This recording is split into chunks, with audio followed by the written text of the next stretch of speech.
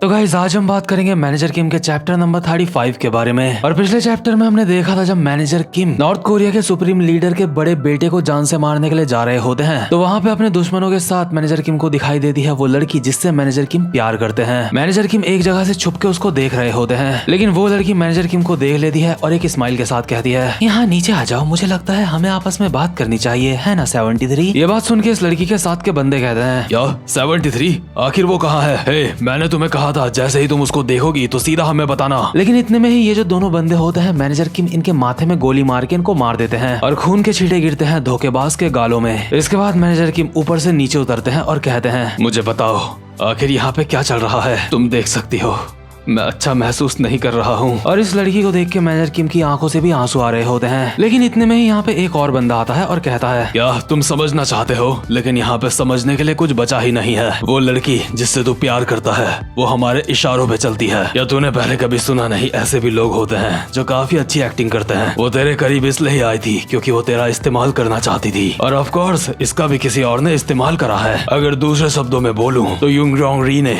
इस लड़की का इस्तेमाल करा है गवर्नमेंट को गिराने में। और युंग रॉन्ग री वही बंदा होता है जिसने मैनेजर किम को यहाँ पे भेजा होता है। और बेचारे मैनेजर किम की आंखों से बस आंसू आ रहे होते हैं ये सारी बातें सुन के। इसके बाद मैनेजर किम के सामने वाला बंदा दोबारा से कहता है, हमें इस सब के बारे में बहुत ही पहले पता चल चुका था, जिसका सीधा सीधा मतलब ये है कि तू एक चूहा है जो हमारे जाल में फंस चुका है। और ये बंदा नॉर्थ कोरिया की सिक्योरिटी टीम का एक बंदा होता है जिसका नाम डैनियल बेक होता है। इसके बाद हमें मैनेजर किम की वॉइस ओवर आती है, मेरे साथ जो कुछ भी हुआ था वो बहुत ज्यादा सिंपल था। युंग रॉन्ग री के लिए मैं एक परफेक्ट इंसान था जिसकी मदद से वो नॉर्थ कोरिया की सरकार को गिरा सकता था। वैसे भी मैं स्पेशल ऑपरेशन फोर्सेस का एक हिस्सा था जो कि ऑफिशियली नॉर्थ कोरिया में एग्जिस्ट ही नहीं करती, इसीलिए मेरा इस्तेमाल करना उसके लिए सबसे ज्यादा सही था। उसे ऐसा कोई रास्ता चाहिए था जिसकी मदद से वो मेरे ऊपर काबू कर सके, इसलिए उसने गाँव में मेरे सामने एक्टर्स को भेजा और ये एक्टिंग का खेल मेरे साथ 6 महीनों से भी ज्यादा चला। मैं पूरी तरह से बेवकूफ बन गया था। इसके बाद प्रेजेंट मोमेंट में डैनियल बेक कहता है, 73 तुम सोच भी नहीं सकते तुम्हारी जानकारी निकलवाने के लिए मुझे कितनी ज्यादा मेहनत करनी पड़ी है। यूजिन रिम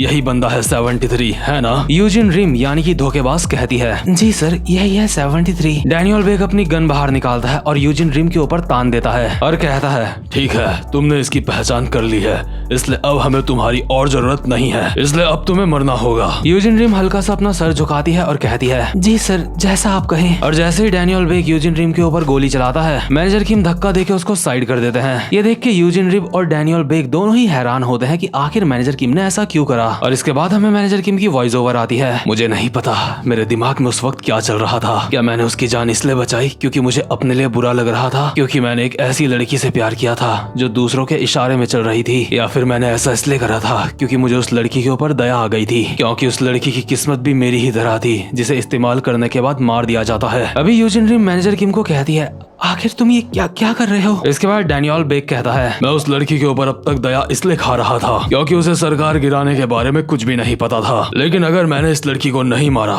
तो हमारे लिए आगे दिक्कतें आ सकती हैं। लेकिन इतने में ही मैनेजर किम कहता है, क्या हम जी सकते हैं?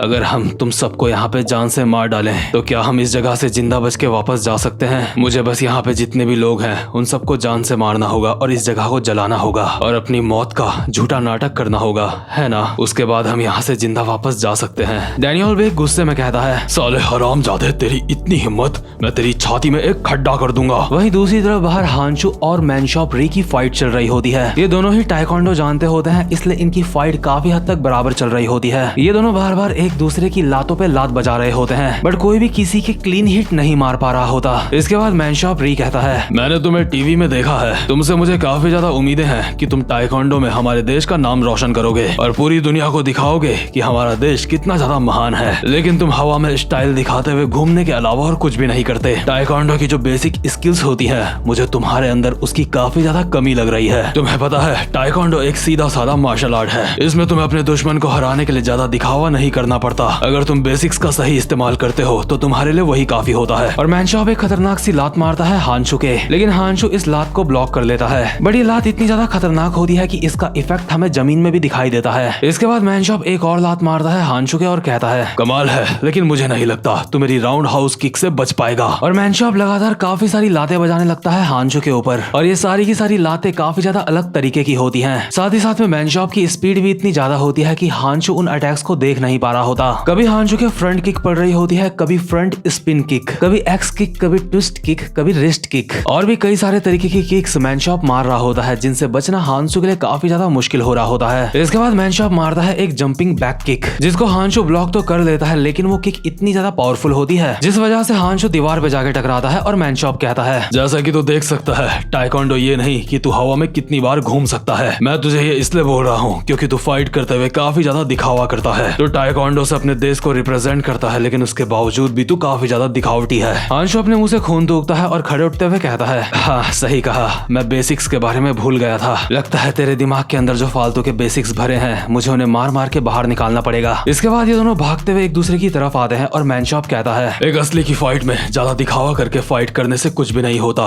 वो बस तुम्हारे दुश्मन को बेवकूफ बनाने के लिए होता है। मेरा छोटा बेटा भी टाइकोंडो करता है और अपनी उम्र के हिसाब से वो काफी ज्यादा अच्छा है। एक दिन उसने मुझसे पूछा था। अभी हांशु और मैनशॉप के अटैक आपस में नहीं टकराए होते, लेकिन उसके बावजूद भी हम एक पास्ट का सीन देखते हैं जहाँ पे मैनशॉप का बेटा मैनशॉप को कहता है, डैड टाइकोंडो एक काफी ज्यादा कमाल का स्पोर्ट है, क्या आप भी ऐसा कर सकते हो? ये जो टीवी में लड़का टाइकोंडो कर रहा है, उसमें से और आप में से ज्यादा ताकतवर कौन है? मैनशॉप अपने बेटे को एक स्माइल के साथ कहता है, मैंगिल बेवकूफ लड़के, ऑफ कोर्स तुम्हारे फादर ज्यादा ताकतवर हैं। और प्रेजेंट मोमेंट में मैनशॉप और हांसु दोनों हवा में उछलते हैं एक दूसरे को मारने के लिए। दोनों अभी हवा में बराबर लेवल पे होते हैं और मैनशॉप काफी ज्यादा कॉन्फिडेंस के साथ कहता है, क्योंकि मुझे अपने बेटे को सिखाना है कि बेसिक स्किल्स दिखावटी स्किल्स से काफी ज्यादा जरूरी होती है, इसलिए मुझे तेरा खेल खत्म करना पड़ेगा। बट मैनशॉप हवा में अपनी पूरी लिमिट तक पहुंच चुका होता है, वहीं हांशु अब भी ऊपर जाया जा रहा होता है, जिसे देख के मैनशॉप को अपनी औकात का धीरे धीरे अंदाजा होने लगता है। और हांशु अपनी नजरें नीची करके मैनशॉप को कहता है, हवा में ट्विस्ट करने का बेसिक ये होता है कि तुम कितनी ऊंची जंप कर सकते हो, और जंप एक बेसिक इसलिए कहलाती है क्योंकि इससे ये पता चलता है कि तुम हवा में कितनी अच्छी तरह से फाइट कर सकते हो। और हांशु मैनशॉप के कंधे में पैर रख के उसको नीचे की तरफ धकेल देता है। जैसे ही मैनशॉप जमीन की तरफ गिर रहा होता है, इसके बाद हांशु ऊपर से नीचे की तरफ स्पिन करता हुआ एक खतरनाक सी लात मारता है मैनशॉप के मुंह पे और उसे जमीन में चिपका देता है, जिससे मैनशॉप का काम ऑन द स्पॉट ही 25 हो चुका होता है। इसके बाद हांशु कहता है, तेरा बहुत बहुत शुक्रिया, तूने मुझे वो बेसिक्स याद दिलाए जो मैं भूल चुका था। इसलिए तू घर जाके अब अपने बेटे को बताइयो कि किस तरह से हवा में घूमने की वजह से मेरी किक को पावर मिली। उम्मीद करता हूँ तुझसे दोबारा भी मुलाकात होगी। इसके बाद हांशु जा रहा होता है जिनचौल के हालचाल देखने, और वो देखता है जिनचौल ने अपने से 2 गुने बंदे को हवा में उठा रखा होता है, जिसकी हाइट 7 फुट 4 इंच होती है। ये बंदा हैरान होकर जिनचौल को कहता है, क्या सच में तो तू मुझे उठा सकता है? लेकिन मैं एक बड़े से रॉक से भी ज्यादा भारी हूँ। जिनचौल जोश के साथ कहता है, यार तूने कहा तू एक पत्थर से भी भारी है। आजा बच्चे, तुझे सिखाऊं जब एक पत्थर को जमीन में पटका जाता है तो कैसा लगता है। और यार जिसको अभी जिनचौल मार रहा है ना, वो कोई ऐसा वैसा बंदा नहीं है, वो एक नेशनल सिक्योरिटी टीम का बंदा है। तो खैर जिनचौल इस बंदे की फाइट हम देखेंगे नेक्स्ट चैप्टर में। उम्मीद करता हूँ आपको आज की वीडियो अच्छी लगी हो, और जो कोई भी चैनल पे पहली बार आया है, वीडियो को लाइक और चैनल को सब्सक्राइब जरूर से कर लेना। अब मैं मिलता हूँ आपसे अपनी नेक्स्ट वीडियो में, तब तक के लिए गुड बाय।